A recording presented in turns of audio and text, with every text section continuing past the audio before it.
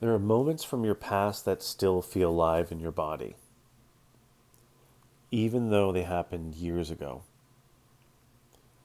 Maybe something small, like a look someone gave you, or something big, like a moment where you felt scared, ashamed, or completely alone. Those moments are just memories. They're stored in your mind, your body, and your energy field exactly as they were when they happened. We call that younger version of you in that memory your younger self. It's like a part of you that got frozen in time, still holding the feelings, holding those thoughts, and those beliefs that were formed in that moment.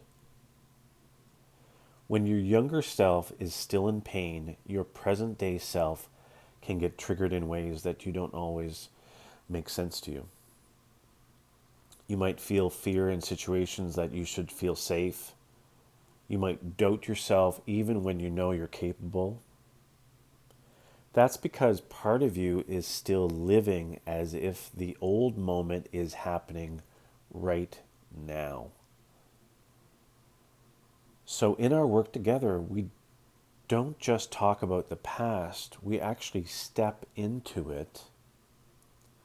We find your younger self, we let them know that they're not alone anymore, and we give them exactly what they need back then but didn't get. And maybe that's safety. Maybe that's a little love. Maybe it's someone to listen to and say, I believe you, I love you. To remain safe in this work is paramount at all times. We ask your younger self what belief they made at that time, and we ask your current self how that belief has been serving you since. The four components of any traumatic event are: it's always unexpected, it's dramatic for us, it's super isolating, and we have no strategy. It's unexpected, dramatic, isolating, and no strategy. When we go to your younger self and they have you and others of their choice with them, they are no longer alone.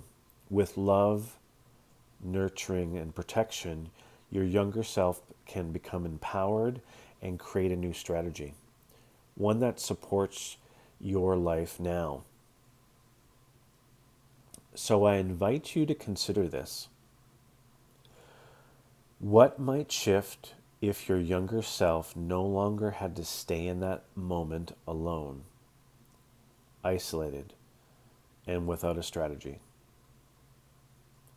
What could change if you reached out, offered them your voice, your presence, and a way to move through the experience with support? Imagine the possibility of helping them create a new meaning and a new belief. One that could ripple into your relationships, your happiness, and your sense of well-being today. Who might you become? Those who experience this powerful process often share powerful stories of releasing traumas that they carried for decades, and of finding understanding and personal growth they never thought possible. This isn't about pretending the past didn't happen, it's about changing the way your mind and your body hold it. When we re-imprint the memory of a new empowering experience, your nervous system updates that file. The fear softens, the shame softens, and the belief that came from that old moment, maybe that I'm not enough or it's not safe to speak up, gets replaced with something supportive and true. The amazing thing is your younger selves always hold parts of you that got lost along with that pain. When we help them heal, we get those pieces back. Your joy, your confidence, your creativity. And it's not just about healing, it's wholeness. That's why working with your younger self is so powerful. It's the bridge between who you are and who you're becoming. And once we've re-imprinted that memory, every future moment in your life gets to be influenced by that new imprint, not that old wound.